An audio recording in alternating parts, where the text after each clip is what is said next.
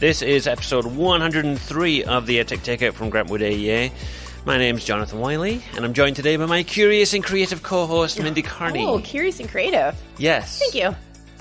On another podcast that I hosted. Jeez. My co-host, Lynn Kleinmeyer, was a big fan of alliteration, and she would always introduce me in an alliterative style. Oh, how cute. So I thought I would just take a page out of her book. Sure. And you are creative and curious today. Okay, well, thank you. Can you live with that? I think it seems shallow when you just put words with C at the beginning to describe me when you don't actually mean them. Well, swiftly moving on. News and follow-up. All right. So I don't know if you saw this. There's news and follow-up today. It might as well just be termed things that I didn't know but were already a thing, I think. So you can now share your slides as a virtual background inside of Zoom, which I think is interesting. Since when? I don't know. Okay. The document I'm looking at here says it was last updated on February 7th. Okay, so well, that's not... maybe a week ago, maybe longer, maybe they just updated it. Yep. I don't know, but you can share PowerPoint presentations or keynote presentations as a background inside of Zoom now. It's under the sharing menu. If you click on Advanced, you can share slides as a virtual background, and you superimpose... New. I have not seen that before. You superimpose yourself over the top it. of the slides. So, I mean, that's kind of fun, I think, especially if you were like screen recording or something, recording that as a video, you could make some fun little animations and things like that. Yeah, that's got a lot of possibility, actually. I think so. It's similar to an app we talked about a long time ago called Oh. Do you remember that one? No, I was thinking of like Telegami, though. It was kind of like Telegami. Oh, Telegami? Yeah. Wow, there's a blast from the past. I know, right? Yeah. I was like, what was the name of that app that used to like be able to put yourself, like an avatar of yourself? Yeah. This is like real you, though. Okay.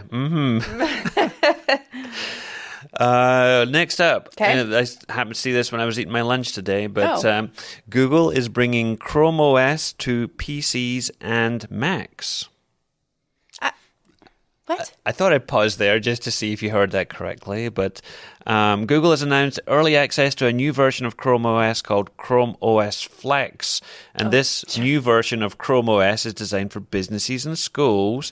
It's designed to run on old PCs and Macs. So if you've got old hardware that you're like, it's too slow, it doesn't run on there anymore, and you're like, hey, why don't we just put Chrome OS on there? And it's lightweight, it's fast, it doesn't need much. So essentially you're making Chromebooks out of PCs outdated and Macs. machines. Yes. Clever. Interesting idea. It is. So you have to pay for the software, I'm assuming?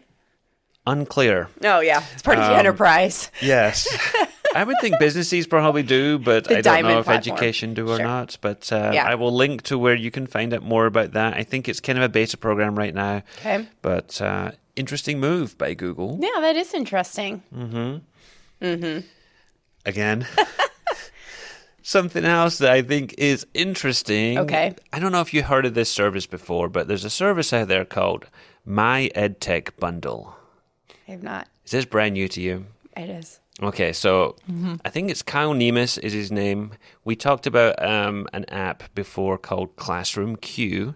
Yeah. Where students could digitally raise their hand and the teacher would see it on a dashboard and go around and help them. Okay, so he's kind of an EdTech entrepreneur guy.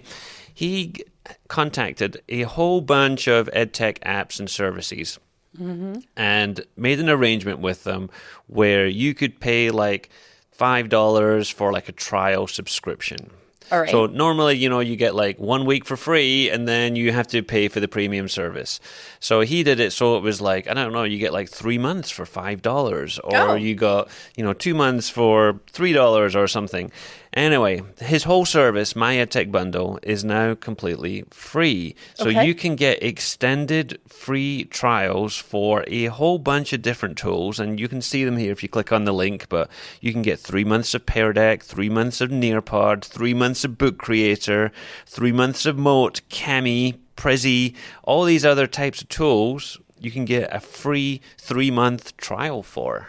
Wowzers. So, that's kind of interesting. We're getting to the end of the school year. If you just want to give something a shot, right? Give something a shot for 3 months until the end of the school year, you could try one of these out. Nice. At no cost to you. Okay. So I thought that was worth mentioning if you want to go take a look at those. Yeah, good one. And I mentioned Pear Deck there. Yeah. I don't know if you know about these, because I didn't know about these, I don't think. But Okay. Pear Deck updates people might have missed. Okay. We're big fans of Pear Deck. Did We you are. know about the Reflect and Review feature inside of Pear Deck? Yes, I did, but Tell me about it then. yeah, that's a good question. Yeah? I was showing Pear Deck about 2 weeks ago, and during my presentation, I'm like, what is this? Don't you just love that? And that when was you're... it. And that's all I know. So I did know that there was something with Reflect and Review, and I think it was. And I'm like, I don't know what that is, so I'm not going to talk about it. And I just remember seeing something along that lines and that's all I know. So there you have it. Yeah, well, with Reflect and Review, you and your co-teachers can easily move from a live session to evaluation in a flexible environment. So it lets the student like almost rewind and go back and see what a live Pear Deck session was discussed and what the comments were and what people were doing, and then move to like a student-paced mode where they can use that information to answer questions later on in the session. So if you did like some live whole group teaching together and then you flipped it over to student paced mode, and then they could go back and see what the original ones were like. I'm glad you brought it up again, because I haven't tried it. something I should go and look at. I know Lynn was talking about it recently, and I Yeah. was like, I did remember seeing that, but I have no idea what it's about. Yeah, So right. Good one. Okay. Reflect and Review from Look Pear at Deck. you. And then there is the Be Internet Awesome integration with the Yes. Google stuff. Mm-hmm. Yes. Did you know about that? I did. You have to. So Pear Deck has some different integrations into it. Yes. Like with Newsella, and then there's a couple other ones. There's something with like social, emotional, and health wellness, something. I can't remember what the name of it is. Anyway, the Be Internet Awesome, though, is a different thing. And it is, you have to download all of those into a Google Drive folder. And then you have to pull them in. So it's a little bit different than the integrations that you might find with some of those other third-party tools. But what I found when I downloaded them is that it took a while and it errored out a couple of times, which I thought was weird. Mm-hmm. But yeah, so and they're, I believe, in English and Spanish, if I remember correctly. Okay. I think it's bilingual. So lots of good lessons. Check those out. Yeah, with Pear Deck being free for all Iowa teachers. I think it's maybe features we don't talk about very much. We spend a lot of time doing like 101s and setups and getting people going with them. But if you're ready to dive a little bit deeper, I will leave links for those in the show notes. Speaking of which, though, maybe we should follow up on last week's show notes. All right, yep. You had a request for listeners. I did. And you had a response from a listener. I did. So Katie Wardrobe, I hope that's correct. It looks like it's Katie Wardrobe, right? It looks I like love her that. last name. Sure. She sent a message that said to try, I think it's Yinote. It's Yinote Chrome extension. And it allows you to, with a YouTube video, to timestamp comments. Exactly what I was asking for. So I have tried it. It worked really well. I thought it was super smooth. My only problem is that I'm afraid that they're not going to want to upload their videos into YouTube. Okay. But I don't know that for sure. So this is definitely something that I'm going to send them to see if it they're willing to upload stuff to YouTube. I think they're a little bit more like tied down and stuff. So I like batten down the hatches. I'm not sure that they're uploading stuff to YouTube even as students. So this is something I need to look into, but this is a fantastic suggestion. So thank you, Katie. All right, up next, served to you piping hot. Our main course is NFTs with Micheal Cohen, who is also known as the Tech Rabbi. We're so excited to have you with us, and we have no idea about anything you're going to talk about. This is brand new to us, like this week, right? Yeah, we'll see how that goes. Thanks for having me. Micheal, why don't you tell us a little bit about who you are, and what your education journey has been? Because I know I've been following a lot of your stuff online, and you're a bit of a chameleon. You've evolved and changed colors all over the years to where you are today. So how did that all begin? I love that example. I think I'm always trying to find ways to adapt and grow and really soak in my surroundings. And that's really that's my ethos, for education. So I have been in education now. This is my 13th year. I've had different roles from graphic design teacher to director of innovation for the past about 5 years. I've had that title at different schools. And I am not a career educator. And I really look to my background in design and creativity to help with that chameleon process. I was a creative director and a designer. I went to art school. I never imagined that I would be an educator, but I had an opportunity to teach some design courses at Fashion Institute in Los Angeles, just giving, as a service, giving back to the future designers of the industry, helping them avoid some of the challenges and failures of myself, and just do really great work. But I fell in love with it. I had this evaluation process the first semester, and they called me into the office. They said, we want to speak with you. Okay, great. Said the evaluations that came back were amazing. We don't actually get this level of praise and enthusiasm from students. And I wasn't giving them all A's, right? I was making them better designers, and sometimes that could be frustrating.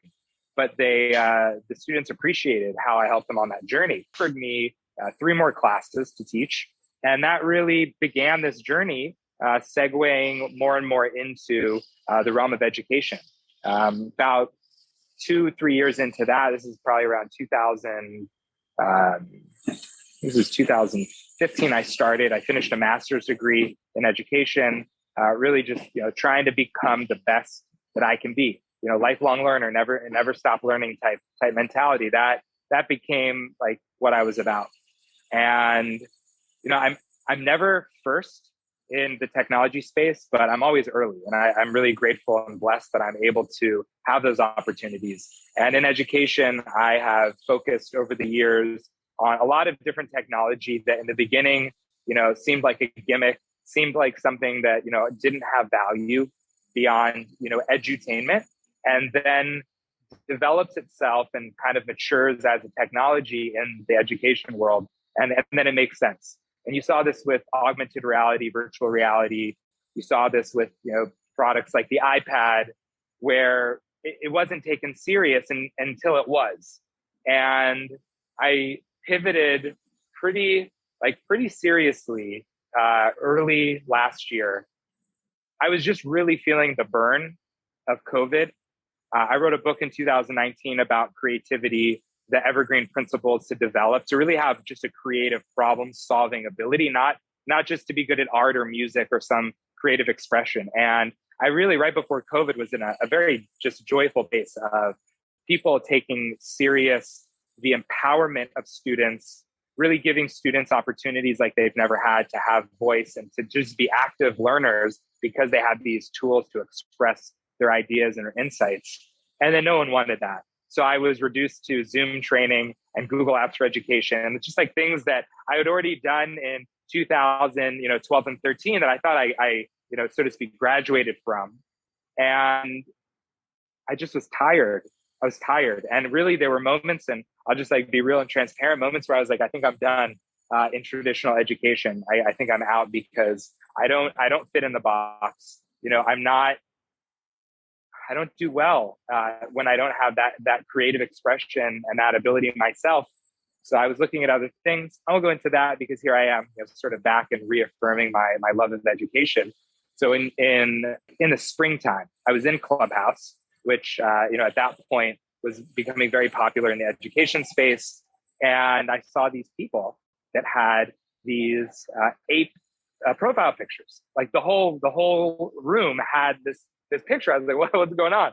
some like solid, solidarity with someone, an artist or something. And little did I know, I was in a room with like the first generation of Bored Ape Yacht Club holders, which is the biggest NFT project now, with the lowest being like 280,000, per NFT. But in June, I was like, okay, I get this. The question was, do I go all in on this thing that, some people love and some people really do not love and think it's a joke and a gimmick and a Ponzi scheme? And do I risk the education community that for the past 10 years I have provided insights into technology and education? Do I like basically ruin that by like going all out on Web3 and NFTs? And I made the NFT rabbi and I started posting there. And then people were like, no, just go back to the tech rabbi. Whoever sticks around will appreciate it. So I was like, I'm all in. The tech rabbi is going Web3, and we're going to really see how this can impact education. Okay, so let me pick up on that for a minute. You said you're all in on Web3.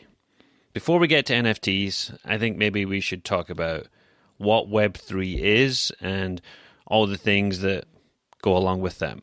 So there's two things that are really important about the Web3 space. Now I'll define Web3. Web3 is the third iteration of the internet. So Web 1 was basically a environment where you went to access information. That could be information from a person, from an organization, from the government, and you just read, and that was it. Web 2 was a creation. You had the ability to communicate, to share. We had message boards. We had, Live Journal. We had Blogspot. We had, MySpace. We had a lot of these GeoCities, right? Like we had a lot of cool ways where you could, in a way, construct information a little bit easier as just a regular, individual. Facebook really ushered in a new level of what the internet looked like. And for many years, social media was the internet, right? Like that became the internet. So the creation, the curation, Web3 is about ownership. The internet has basically been built off of the free utility of access by using our data to profit. And Web3 is really about ownership. It's about ownership through some other buzzwords that I'll clarify, like the blockchain, through NFTs, through a lot of different elements. But the main premise of Web3 is that we all get to create, we all get to be participants, but we get to own our data, we get to have an ownership, and we also get to profit. So when you're in Web3, what do you get to do? So you can interact on different blockchains. Blockchains is a really cool technology that uses a network of computers to basically organize, secure, and store information and make sure that it is authentic and that it is truthful and that it cannot be changed or it cannot be scrubbed or taken down. And right now, us three, we could make a blockchain and we could literally share that information and check in. And if someone would come into our blockchain and say, hey, I want to send something to my friend, well, we can all check and make sure that it's valid through some different markers like the previous transaction at random to be the 100th or the 50th transaction that happened before it. But it allows for us to keep organized. And that's really great because it gets rid of the middle individuals in a lot of industries, including education. Now, when you think of like blockchain and education, and I'm sure we'll get into these kinds of details later on in the conversation, but like it's kind of boring. It's like, oh, records. Well, there is a huge equity piece of letting people have access to their records and be able to move around and not wait for some sort of centralized authority to delay, decide, charge them, things like that. But in general, I have a much more hope for how Web3 can impact education besides for keeping track of school records. The blockchain is a great organizer. It's a digital ledger that keeps track of everything. And there's many different blockchains that have different purposes. So the biggest are Bitcoin. The second largest is Ethereum. The third largest is probably, I think, either like Cardano or Polygon. But all of these have different purposes. So some are finance focused, some are smart contract focused, so that you can actually have multiple individuals keep track of and benefit from a contractual commitment. So when you have a buyer and a seller and someone that created it that needs royalties, there's a lot of empowerment for artists, for musicians, but really just any type of maker or creator. So that's blockchain. So there are lots of us trying to catch up. Do you want to give us just the beginner's guide to what NFTs are and maybe kind of lay some foundational knowledge for us? An NFT is basically a digital asset that has some sort of storage of value. And that storage has to live beyond the artwork, but the artwork is kind of like the first thing, that you interact with. You kind of want to think of it as a membership card to a community. So you have your fancy yacht club and your fancy, country club membership, and those tend to be expensive and exclusive. And then you have something like a Costco membership or a supermarket rewards program that it's a little bit more accessible, or a credit card that doesn't have an annual fee but gives you like cash back, right? Those are commonplace things where you have a system that keeps track of your interactions and gives you some sort of utility. But there's no community, right? We're not like getting together with our other Costco members and saying like, hey, let's hang out. But in the NFT world, community has become a core part of how we connect on the internet, how we help each other, how we find ways to collaborate.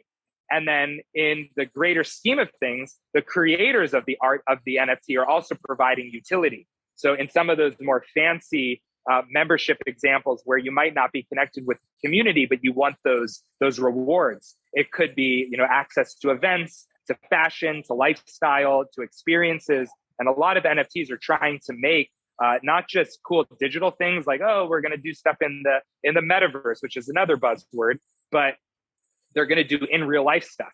One of the craziest projects that I've seen actually is one where if you own the NFT, you own part of an island in like the South Pacific. Really? Kind of like the next Bora Bora or the next Maldives, right? So like that hasn't happened yet, but it's like crazy ways that people are thinking about community and ownership. But the cool part about it is that this thing is trackable. If you go to the techrabbi.eth, you can see my whole history. You can see everything I've done on the blockchain, where I've dealt with cryptocurrency, where I've dealt with NFTs.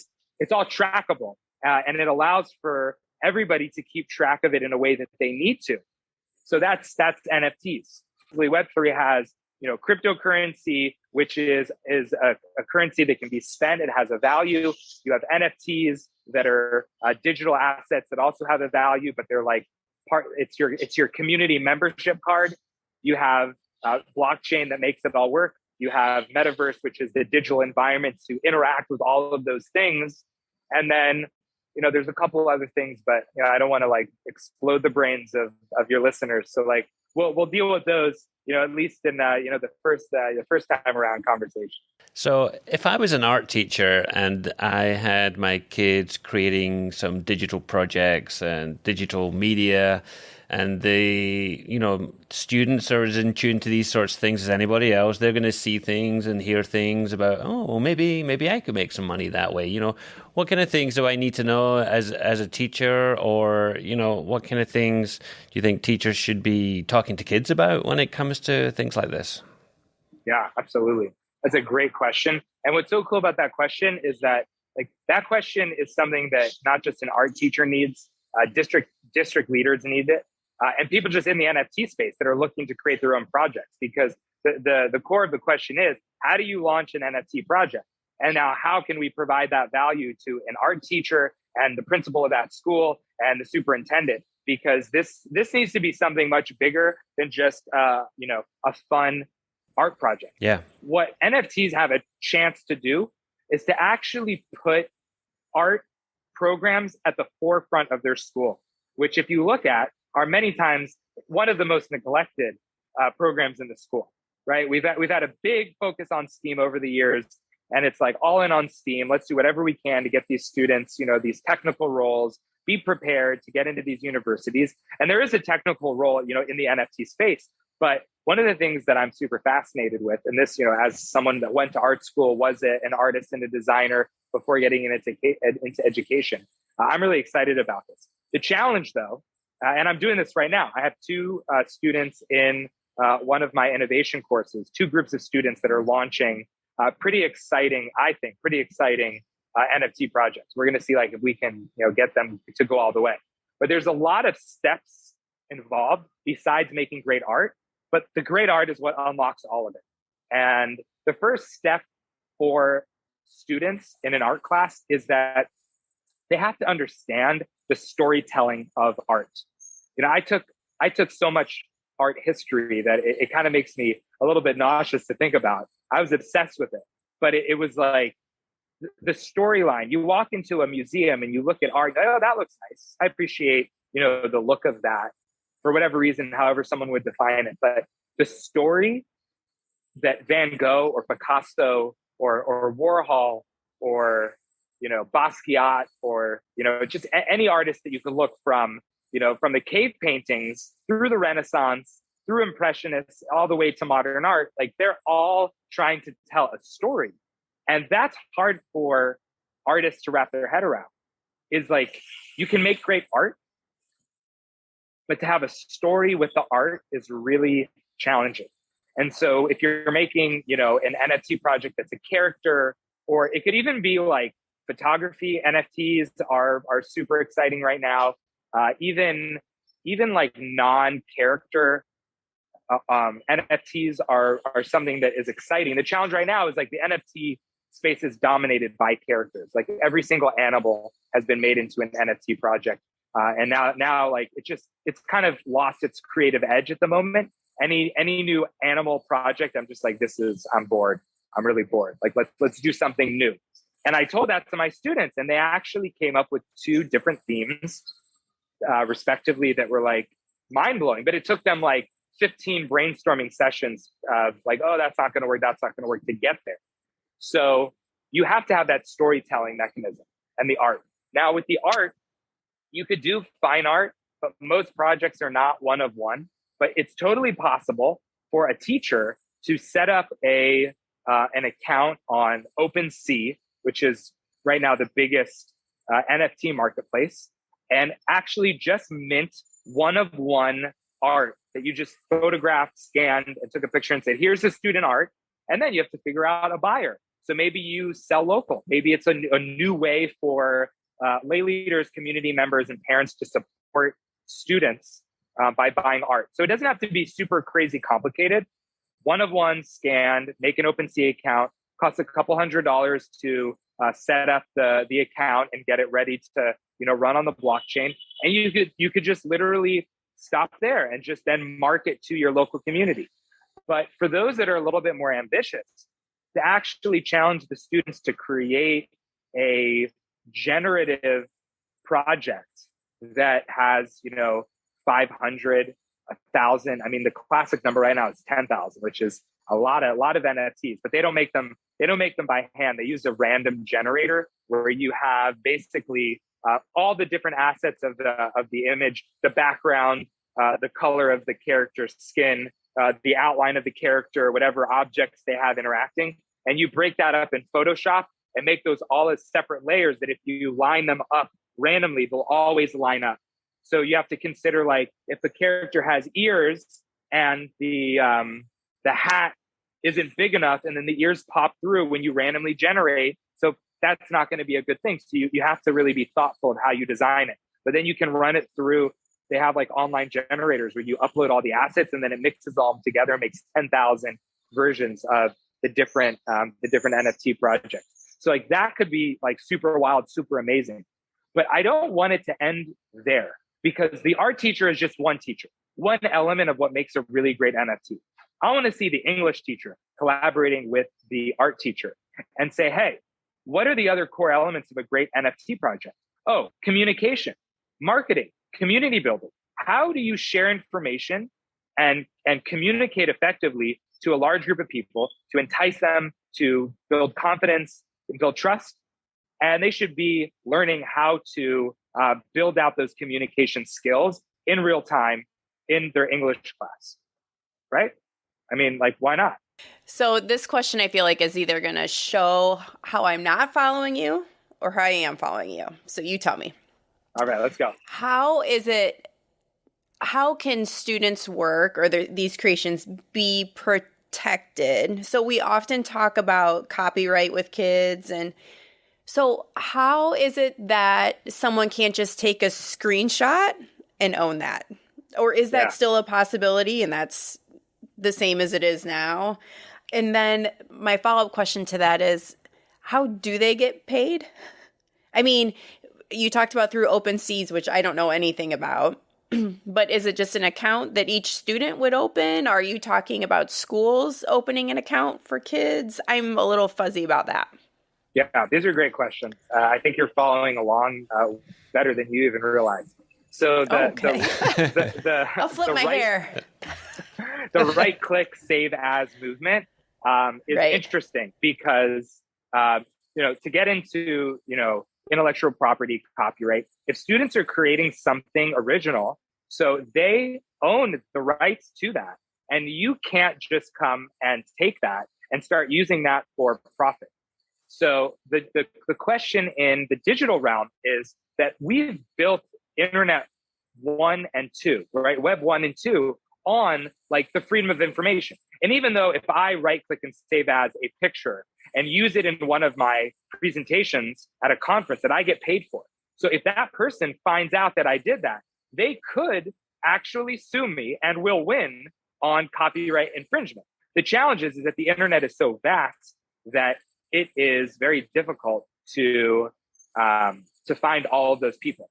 But there are some really cool attorneys that like make it their life's goal to find that. And it's not just students, teachers themselves need to understand the limitations of you saving imagery and using even in your professional practice as a teacher in the classroom.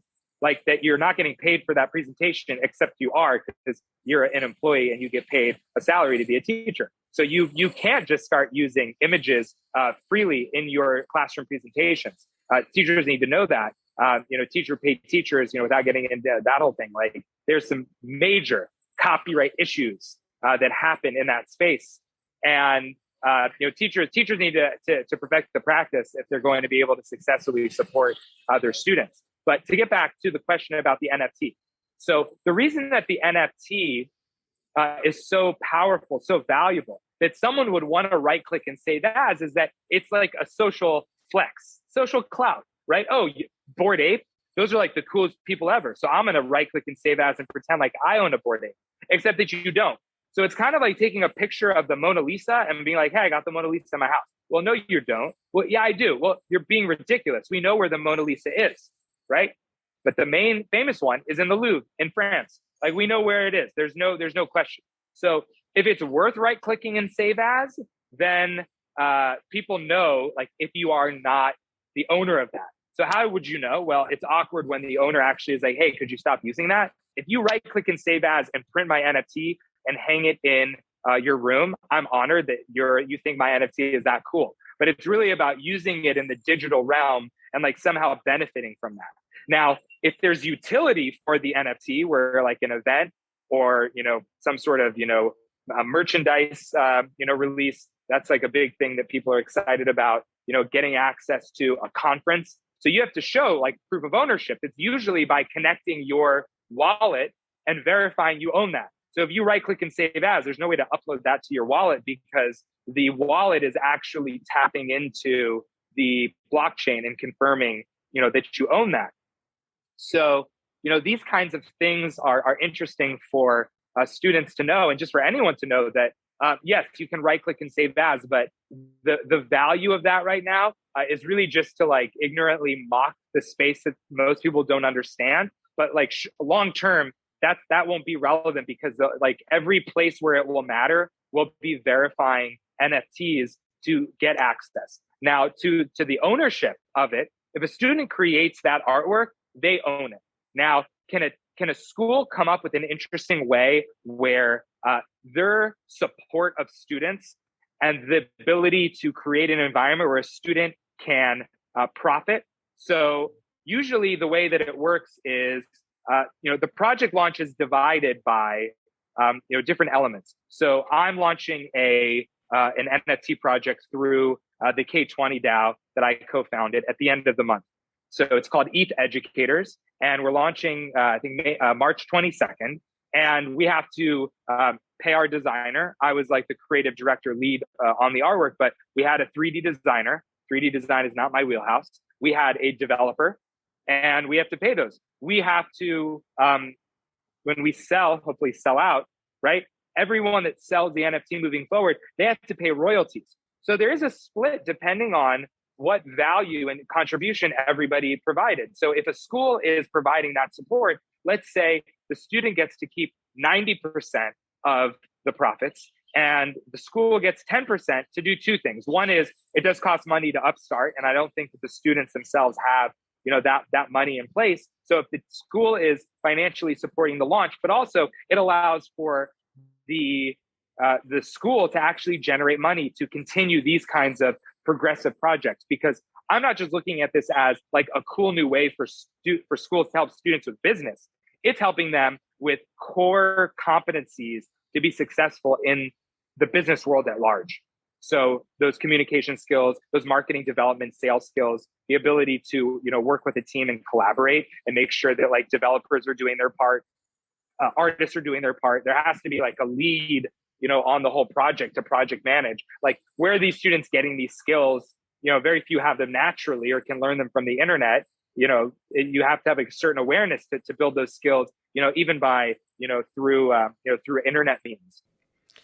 So I have a question about the value of NFTs and how we, I don't even know how to ask it really, but how we come to that point of what something is worth. Is it like in the art world where it's worth what people are willing to pay for it, or is there more of a kind of internet culture that comes to this, where it's like memeified almost, where there's like things that go along with that to help with the value of these things? Or does it go back to, like you're talking about, the storytelling and all this kind of stuff? What goes into the value of making an NFT and making it worth some money? It's a great question, and I will tell you that right now 99% of projects that you see today are not going to be around in 3 to 5 years. So there is definitely a strategy right now that is taking advantage of the time we're in and the hype to cash grab, make money, and like, who cares how it's going to work? People are going to make money. People are going to lose money. I won't pretend like that doesn't exist right now. But what you're going to see long term is projects that actually have legitimate utility and a price point that makes sense. Those ones are going to prosper. Those ones are going to stand the test of time. So Gary Vaynerchuk, very famous marketer, inspirational, motivational kind of guys, wrote a bunch of books on just like how to build social media brand for your business. He launched a project in the beginning of 2021 in May. And it's interesting because I bought Ethereum because he was talking about Ethereum and interviewing. For whatever reason, I don't think I was ready yet for NFTs in May. I was still in explore mode, but I didn't buy his NFT. And the cheapest NFT for him right now, for his VFriends, is $39,000. Now, what does $39,000 get you? Well, it gets you right now access to a couple of pretty significant things. It gives you 3 years of access to his conference, which, when you see the lineup and like the networking and the speakers, is like a crazy awesome event. And for most corporate conferences, it does cost, $3,000 to $5,000 to get access to that conference. Adobe Max, CES, all these big corporate conferences. People complain like ISTE is super expensive. Yeah. But like, to drop $3,000 for Adobe Max is like not even, people aren't thinking twice. So get 3 years access to that. All the collaborations of like other NFTs that he's given access to his book, access to exclusive content, access to an exclusive element of the community, because all NFT communities have like the fans and then the owners. So the holders get access to networking and supporting one another. So there are literally people that are making business moves. They are finding financial collaborators in these communities because everybody is excited to be connected. And they're like, how can I help? How can I help? That's like the mantra, the mayor of Miami, for those that are listening, that are or aren't familiar. I lived in LA. I'm a SoCal boy through and through my whole life. I went to college there. I never really left. And I just transplanted 6 months ago to Miami. So the mayor of Miami, his famous tweet, "How can I help?" was like a mission to, basically help every tech company make Miami its next, the next tech capital. So that's like part of the Web3 ethos, is helping and supporting and collaborating. So if you think about the idea of, buying an NFT at that level of price, because it didn't start out there. I think the mint price was somewhere around like, $500 to $600 per NFT, but it becomes worth that because of that access. Now, are there projects with super inflated numbers? Are there projects that like a normal person can't be spending $40,000 on an NFT? I mean, that's a salary for some people, but you have to also look at something, okay? There are people that have been in the crypto space for a long time that bought Ethereum at $10, $50, $80. So when you see someone spending $2 million on an NFT, that Ethereum is not at the current market price. There's definitely, some pump and some fakeness in like the pricing structure of some of these established projects or new projects that are just like quickly trying to, rise to a place that other projects, it took, a year. So it took 9 months for Bored Apes to go from 0.08 Ethereum to 100 Ethereum, right? Like, so they're like the Gucci, they're like the Bugatti, there's only one Bugatti. So not everyone can be a Bugatti, but you have like a nice Lexus, even like, Honda Civics can like be nice if it's like a sporty model. So, different things like that, I think are like good examples of like the fashion world, the car, there's real world examples of like the divergence and the value and like, what are you getting and what's the social perception? I mean, obviously a lot of this is rooted in people wanting to be cool on the internet and be looked at as like part of an exclusive club. So that, we won't pretend like that doesn't exist. Sure. So you have given us a ton to think about. If I'm an educator who's looking just to kind of get started and to dip my toe, where would you send me? So I would selfishly say, go to my Twitter feed. But okay. I feel like I'm putting insane amounts of time, into sharing insights. So I have a weekly show called the Non-Fungible Teaching Show on Twitter Spaces every Tuesday, 9 p.m. Eastern. Okay. And I interview people that are in the Web3 space that are either specifically education or care about education. And we have really fun conversation. And then we have an AMA with the audience. You can also, and I'll share the link for this, you can also subscribe to the K20 Educators Newsletter, which is founded by Vridi Saraf, who's my co-founder on the NFT project, ETH Educators, as well as the K20 now.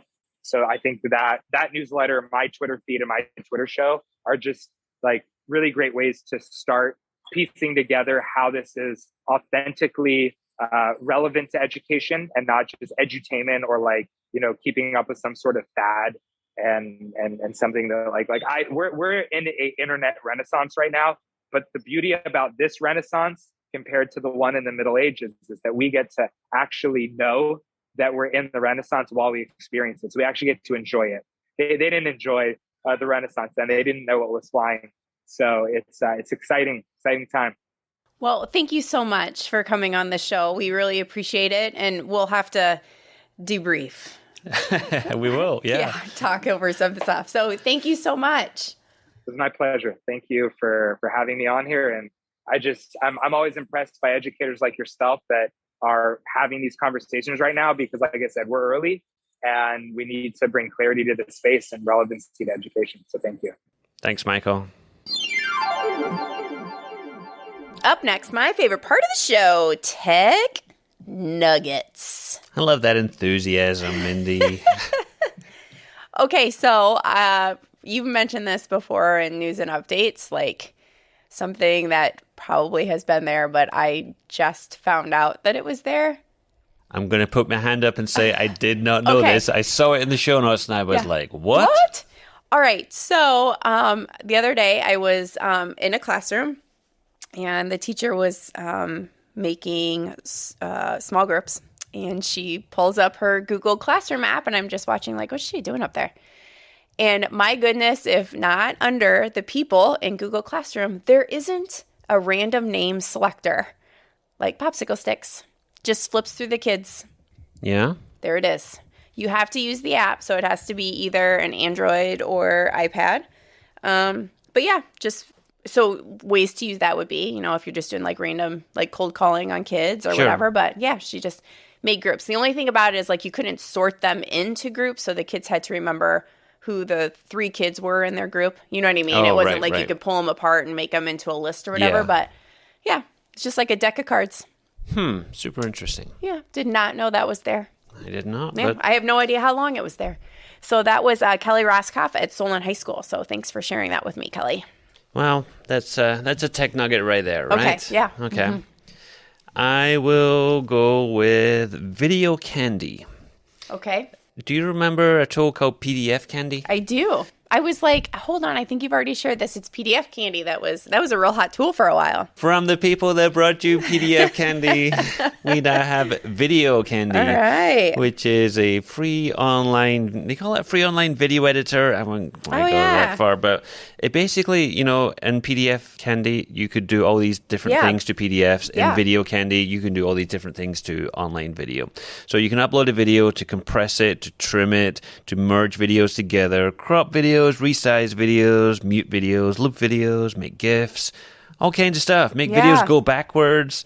So if you don't have a video editor or you're not really very tech savvy with video editors, then this could be a good place to go just to do that single little small thing that you need to do to that video. I think this is a step up from 123 apps. Yeah? Yeah. Mm-hmm. I mean, first of all, it looks more updated than 123 apps, but I think there are some additional things here, like video to GIF. I don't think 123 apps has that. I don't think so either. Yeah. Or like reversing a video or muting a video. So I think there's some additional things in here. Rotating a video is interesting too. Because so. sometimes people have filmed them with their iPads or their phones and the video is upside down. It's like, what the heck happened here? And you just want to switch it over and then send it somewhere else. Good job. So, videocandy.com. Okay. My second one is one I always like to say I don't know much about, but Beth Swantz brought this to my attention. It's been an open tab in my window for what seems like an eternity. It's called Tract, T-R-A-C-T. It is, I think, the focus on it is like project-based learning. And it is content that is created by kids for kids. Mm-hmm. So you do as a teacher have the ability to like create like a classroom and manage things. It's kind of hard for me to talk much about that since I am not in the classroom anymore. But you can go and enroll in these courses that kids have created. Really? Yeah. So it's all free, at least that I could see. And I think Beth told me it was free too. But like I said, I don't know much about it, but it did really pique my interest. So might be one to check out. At least anything to kind of model, like for kids, if you're thinking about doing something like this just within your classroom and not using, the website or whatever, you can still access those videos that kids have created and as a model, for kids to be like, oh, this is something new or something I hadn't even thought about doing or whatever. So. Reminds me of the research episode we did when we talked about the idea that if students know they have to teach somebody else something, then they put a higher level of effort and application into it. So maybe this could be a tool to put that into practice. Right. Yeah. Okay.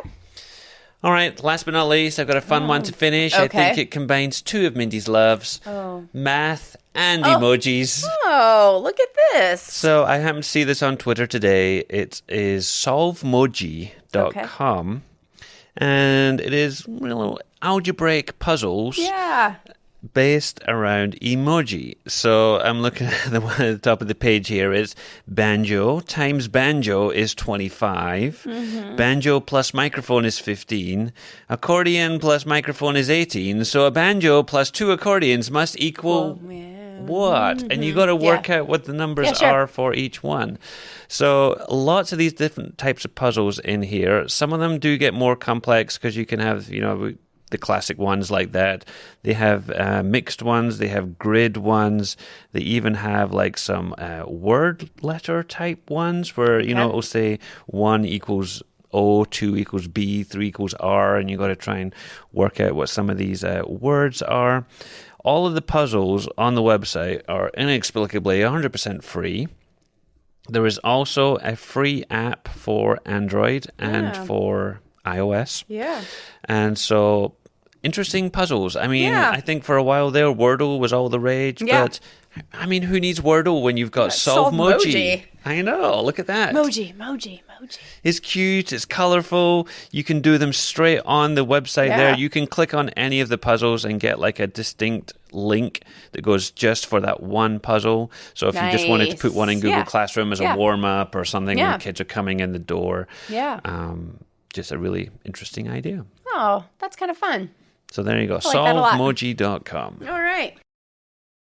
Well, we had lots of information on today's show. We sure did. People's brains are probably full after the tech nuggets and the NFTs and all the news and updates. But it's been a feature-packed episode today. So we should probably take pity on our listeners and finish things right here.